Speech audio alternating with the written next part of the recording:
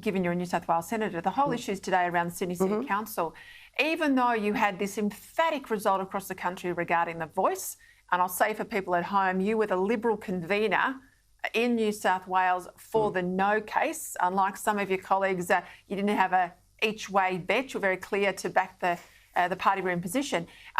What's this about? We're now embarrassed about our statues. We're doing a review of statues. I mean, this was the City Town Hall that refused to light up in its facade in Israeli colours, but clearly this is a push. Well, and I think it's just further evidence that a lot of these people who are pushing the yes vote, and you do know me, Peter, I don't tend to be pretty vanilla. I think you know where I stand, and I was definitely a strong no supporter from the beginning.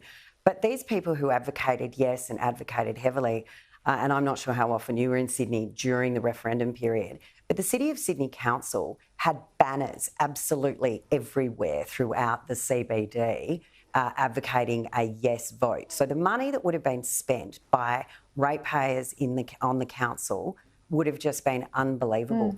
And it's this inability to accept the result. New South Wales is getting very close, and I'm very confident we will get there, to 61% no. This is not a small and tight race that was in New South Wales. I mean, we know the Yes campaign didn't even bother with New South Wales because it was Tasmania and South Australia, the swing states, and, you know, we were in the bag already.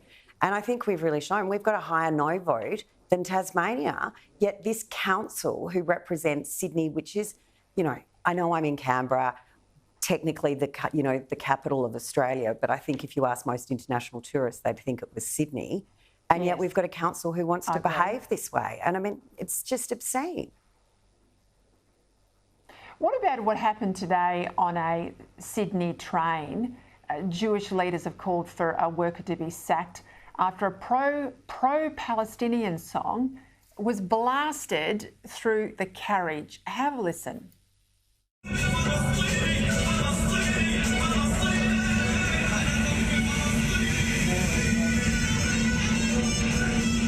We love you all. Here's a song for you guys.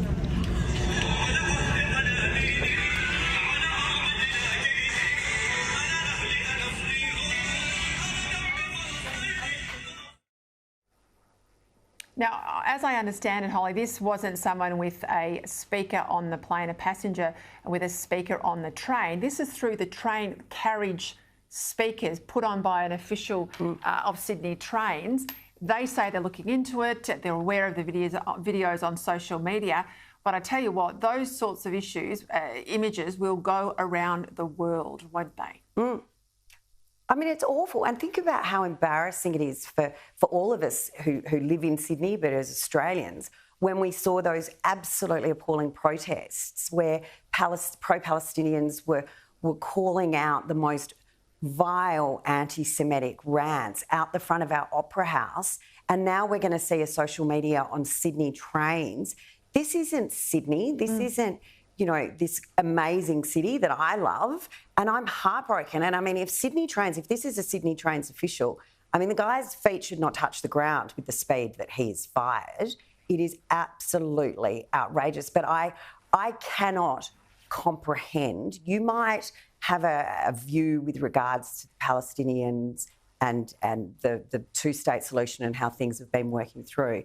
But to be seen to celebrating what Hamas did just a few weeks ago, and we know Hamas was who initiated all of this conflict that we're now seeing, and to be seen to be celebrating this, we just mentioned the babies, but the other atrocities that occurred when Hamas invaded through Israel and young people at a music festival, the kibbutz, the family homes that were raided, how anyone can be seen to celebrating any of this sort of behaviour is actually incomprehensible and just disgusting.